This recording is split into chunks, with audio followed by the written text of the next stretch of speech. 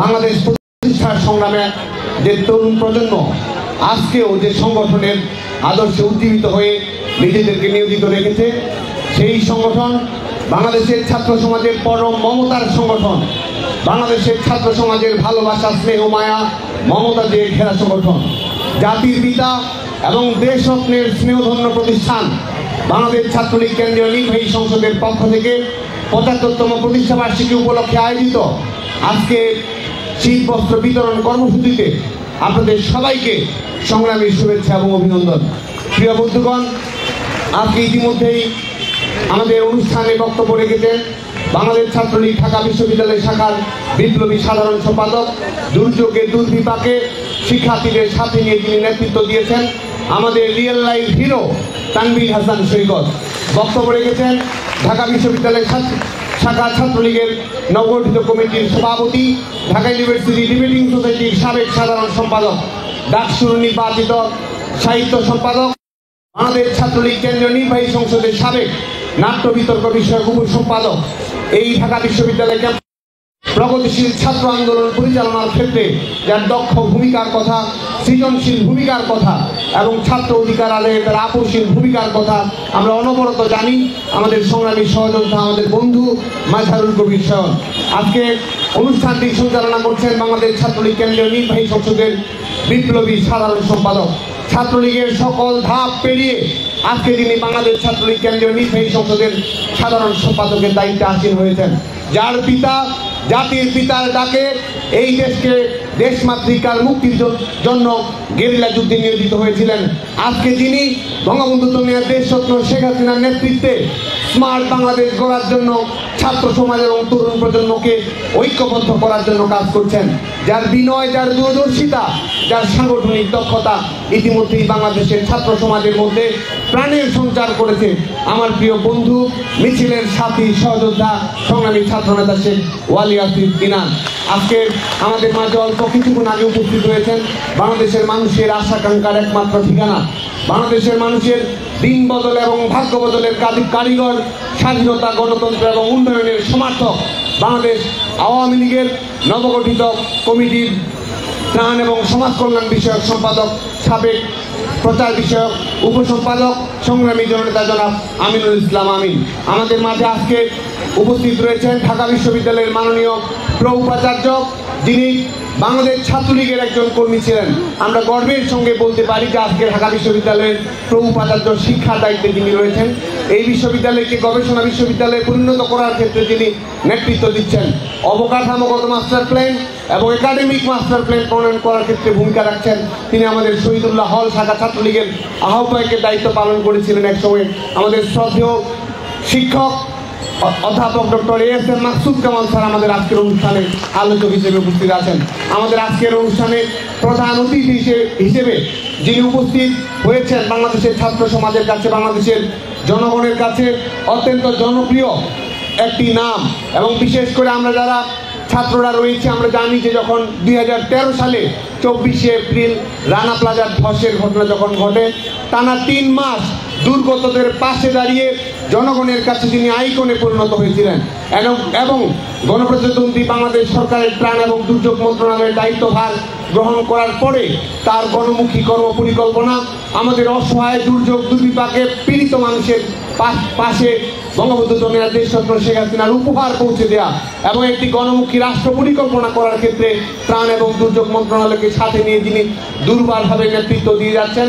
এবং আমরা বাংলাদেশ ছাত্রলীগ পরিবার যার কাছে ঋণী, আমরা আমাদের যে মানবিক কর্মসূচিগুলো প্রণয়ন করতে পারি, যেই মন্ত্রণালয় আমাদের সবসময় সার্বিকভাবে সহযোগিতা করে, সংগ্রামী নেতা গণপ্রজাতন্ত্রী বাংলাদেশ সরকারের ত্রাণ ও দুর্যোগ মন্ত্রণালয়ের মাননীয় প্রতিমন্ত্রী জনাব ডাক্তার মোহাম্মদ এনামুল রহমান এনাম এমপি আজকে আমাদের অনুষ্ঠানে প্রধান অতিথি হিসেবে উপস্থিত আছেন।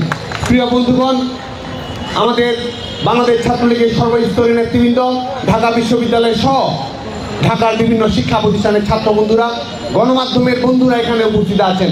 প্রিয় বন্ধুগণ, আজকে বাংলাদেশ ছাত্রলীগের ৭৫তম প্রতিষ্ঠাবার্ষিকী।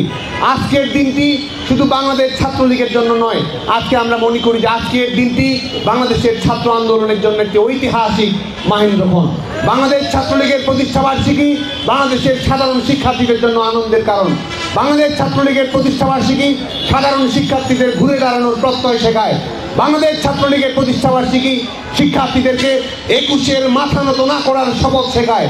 বাংলাদেশ ছাত্রলীগের প্রতিষ্ঠাবার্ষিকী আমাদের তরুণ প্রজন্মের মধ্যে জাতির পিতার অমীয় বাণী দাবায় রাখতে না পারার শপথ শেখায়। বাংলাদেশ ছাত্রলীগের প্রতিষ্ঠাবার্ষিকী বঙ্গবন্ধু কন্যা দেশরত্ন শেখ হাসিনার নেতৃত্বে ঝঞ্ঝা বিক্ষুব্ধ প্রতিকূল পরিস্থিতি মোকাবেলা করে, বুলেট গ্রেনেড মোকাবেলা করে, সমস্ত দেশি বিদেশি ষড়যন্ত্রকে মোকাবেলা করে বিশ্বের বুকে বৈশ্বিক উন্নয়ন ইতিহাসের রোল মডেলে কিভাবে পরিণত হয়, কিভাবে বিশ্ব নাগরিক হতে হয়, কিভাবে দক্ষ গ্রাজুয়েটে পরিণত হতে হয়, সেই শিক্ষা আমাদেরকে দেয় সেই প্রিয় সংগঠন বাংলাদেশ ছাত্রলীগের আজকে প্রতিষ্ঠাবার্ষিকী। আমরা বছরব্যাপী কর্মসূচি গ্রহণ করেছি এবং মাননীয় প্রধানমন্ত্রী বঙ্গবন্ধু কন্যা দেশরত্ন শেখ হাসিনা আমাদের কাছে সবচেয়ে বড় একটি উপহার তিনি নিয়ে এসেছেন। এর আগে তিনি খাদ্যে স্বয়ংসম্পূর্ণতা উপহার দিয়েছেন, মধ্যম আয়ের বাংলাদেশ পরিণত করেছেন, দিন বদলের সনদের মাধ্যমে বাংলাদেশের জনগণকে ঐক্যবদ্ধ করেছেন, ডিজিটাল বাংলাদেশ বাস্তবায়ন করেছেন। আজকে মাননীয় প্রধানমন্ত্রী বঙ্গবন্ধু কন্যা দেশরত্ন শেখ হাসিনা আমাদের সামনে নিয়ে এসেছেন স্মার্ট বাংলাদেশের ধারণা। এবং আমরা মনে করি যে স্মার্ট বাংলাদেশের ধারণা বাংলাদেশের জনগণের কাছে মাননীয় প্রধানমন্ত্রী দেশরত্ন শেখ হাসিনা নিয়ে এসেছেন, সেটি ইতিমধ্যেই ছাত্র জনতার মধ্যে একটি অভূতপূর্ব ঐক্য তৈরি করেছে। এই স্মার্ট বাংলাদেশের প্রশ্নে বাংলাদেশের 5 কোটি শিক্ষার্থী ইতিমধ্যে ঐক্যবদ্ধ হয়েছে। স্বপ্ন দেখি যে ভবিষ্যতের স্বপ্ন বুনি আমাদের অর্থনৈতিক পরিকল্পনা, রাষ্ট্রীয় পরিকল্পনা, সার্বিক যে ডিজিটাল ব্যবস্থা থেকে স্মার্ট রাষ্ট্র ব্যবস্থায় রূপান্তরের পরিকল্পনা, সেই স্বপ্নটি আমরা মাননীয় প্রধানমন্ত্রী বঙ্গবন্ধু কন্যা দেশরত্ন শেখ হাসিনার এই নেক্সট ভিশন, নেক্সট ডেস্টিনেশনের মধ্যে আমরা খুঁজে পেয়েছি। আমরা মনে করি 1 বছর পরে নির্বাচন অনুষ্ঠিত হয়, এর আগেই বাংলাদেশের ছাত্র জনতা স্মার্ট বাংলাদেশের পক্ষে রায় দিয়েছে। এর মধ্যেই বাংলাদেশের জনগণ বঙ্গবন্ধু কন্যা দেশরত্ন শেখ হাসিনার পক্ষে রায় দিয়েছে। প্রিয় বন্ধুগণ, আগামীতেও আমরা স্মার্ট বাংলাদেশ প্রতিষ্ঠা করার জন্য আমরা স্মার্ট ক্যাম্পাস প্রতিষ্ঠা করার কথা বলেছি, আমরা স্মার্ট শিক্ষা ব্যবস্থার কথা বলেছি। কারণ স্মার্ট বাংলাদেশের জন্য বঙ্গবন্ধু কন্যা দেশরত্ন শেখ হাসিনা যে 4টি ভিত্তি তৈরি করেছেন, smart citizen, smart economy, smart society এবং স্মার্ট গভর্নেন্স, এবং এই 4টি বাস্তবায়িত করার মাধ্যমে বঙ্গবন্ধু কন্যা দেশরত্ন শেখ হাসিনা আমাদেরকে একটি স্মার্ট নেশন উপহার দেবেন।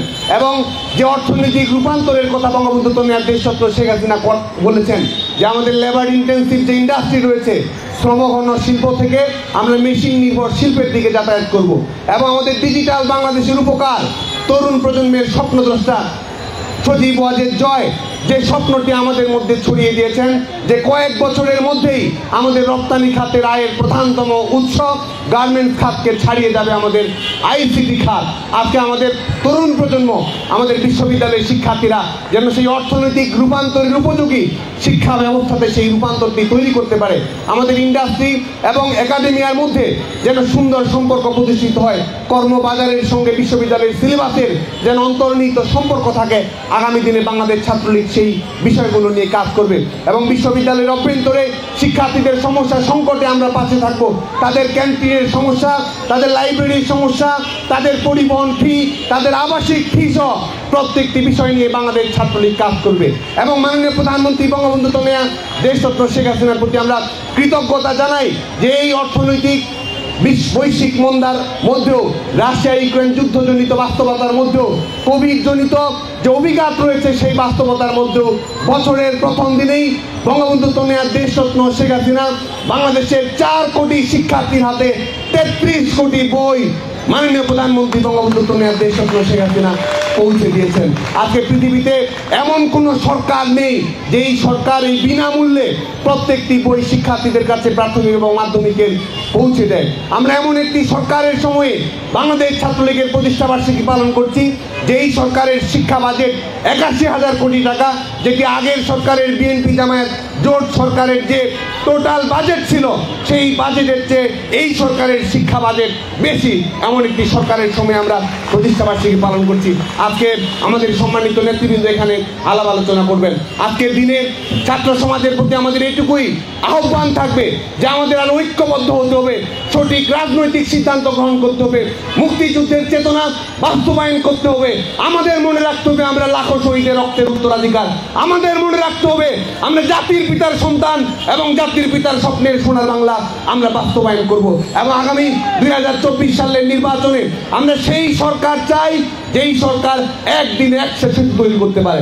আমরা সেই সরকার চাই যেই সরকার একদিনে 100 রাস্তার উদ্বোধন করতে পারে। আমরা সেই সরকার চাই যেই সরকার একদিনে 1 কোটি ডোজ টিকাদান প্রক্রিয়া বাস্তবায়ন করার সক্ষমতা রাখে। আমরা সেই সরকার চাই যারা যেই বিএনপি জামাত জোটের দুঃশাসনের সময়ে একদিনে 63 জেলায় বোমা বিস্ফোরণ, টানা 5 বারের দুর্নীতিতে চ্যাম্পিয়ন হওয়া, কিংবা নিরাপত্তার কথা বলে সাইবার কেবলে সম্পৃক্ত হওয়া যাবে না, এই ধরনের অজ্ঞতা এবং কুসংস্কার জনিত সরকার যেন বাংলাদেশে আর কখনোই না আসতে পারে, সেই শপথ আমাদেরকে গ্রহণ করতে হবে। অনেকেই বলবেন যে বিএনপি জামায়াতকে অশুভ, অসুর এবং অন্ধকারের শক্তি আমরা বলি, এটি সঠিক গণতান্ত্রিক বক্তব্য নয়, এটি রাজনৈতিকভাবে আক্রমণাত্মক বক্তব্য। কিন্তু বাংলাদেশের ছাত্র সমাজ মনে করে, তরুণ প্রজন্ম মনে করে, যারা সন্ত্রাসী, খুনি, জঙ্গিবাদীদের দোসর, যারা জাতির পিতার হত্যাকারী এবং যারা বঙ্গবন্ধু কন্যা দেশরত্ন শেখ হাসিনাকে হত্যা চেষ্টা করেছে, যারা গণতন্ত্রের লাইসেন্স নিয়ে মানুষ হত্যা করেছে, যারা সমাবেশ করার নামে খুনিদের গেট টুগেদার করছে এবং দুর্নীতিবাদদের পুনর্বাসন করাকে যারা রাজনৈতিক এজেন্ডা হিসেবে বাস্তবায়ন করার চেষ্টা করছে, এবং আজকের দিনেও মুক্তিযুদ্ধের চেতনার অন্যতম স্তম্ভ প্রতিনিধিত্বমূলক গণতন্ত্র, সেই প্রতিনিধিত্বমূলক গণতন্ত্রকে বাদ দিয়ে আবারও যারা অনির্বাচিত সরকারের ধারণা নিয়ে আসছে, ক্ষণিকের সরকারের ধারণা যারা নিয়ে আসছে, আজকে আমরা মনে করি তারা অন্ধকারের প্রতিনিধিত্ব শক্তি। তারা কোনো রাজনৈতিক দল নয়, তারা ক্রিমিনাল গ্যাং। এই অশুভ, অসুর, অন্ধকারের প্রতিনিধিত্বকারী শক্তি বিএনপি জামায়াতের রাজনৈতিক মৃত্যু ঘণ্টা, এদের পলিটিক্যাল ডেথ সার্টিফিকেট আমাদেরকে দিতে হবে। কারণ এই অশুভ অন্ধকারের অপশক্তির বিনাশ যদি আমরা না করতে পারি, তাহলে মুক্তিযুদ্ধের চেতনা নিরাপদ নয়। আমাদের তরুণ প্রজন্মের যে সন্ত্রাস মুক্ত এবং শেষঞ্জট মুক্ত শিক্ষাঙ্গন রয়েছে, সেটি নিরাপদ নয়। আমাদের মফস্বলে রেখে আসা বাবা মায়ের স্বপ্ন যদি আমরা পূরণ করতে চাই, আমাদের মফস্বলে রেখে আসা বোনের উপবৃত্তির টাকা নির্ভয়ে যদি আমরা দিতে চাই, আমাদের বৃদ্ধ বাবা মায়ের সামাজিক কল্যাণমূলক খাতের আওতায় টাকার নিঃস্বতা যদি আমরা দিতে চাই, এবং পাবলিক বিশ্ববিদ্যালয়ে ন্যূনতম খরচে যদি আমরা লেখাপড়া করতে চাই, বঙ্গবন্ধু কন্যা দেশরত্ন শেখ হাসিনার কোনো বিকল্প নেই। যে কারণে আজকে বাংলাদেশের ছাত্র সমাজ মনে করে বঙ্গবন্ধু কন্যা দেশরত্ন শেখ হাসিনাকে পুনর্নির্বাচিত করা হচ্ছে দেশপ্রেমের অংশ। বঙ্গবন্ধু কন্যা দেশরত্ন শেখ হাসিনাকে নির্বাচিত করা হচ্ছে আমাদের নৈতিক কর্তব্য। আজকে বাংলাদেশের ছাত্র সমাজকে সেই আহ্বান রেখে এবং একটি লড়ার আহ্বান জানিয়ে আমরা সবসময় গণতান্ত্রিকভাবে মোকাবেলা করার কথা বলি। কতদিন আর আমরা প্রতিবাদ প্রতিরোধ করব? এই লড়াইয়ের শেষ আমাদের দেখতে হবে। এই অশুভ অপশক্তির কবর বাংলার মাটি থেকে আমাদের নিশ্চিত করতে হবে। 54 সালে এই বাংলার মাটিতে মুসলিম লীগের কবর নিশ্চিত করা হয়েছিল। 2024 সালের নির্বাচনের মাধ্যমে আমরা ব্যালট বিপ্লবের মাধ্যমে এই সন্ত্রাসী, খুনি, জঙ্গিবাদীদের দোসর, এই রাজাকারদের, পুনর্বাসকদের স্থায়ী মৃত্যু, রাজনৈতিক মৃত্যু যেন আমরা নিশ্চিত করতে পারি।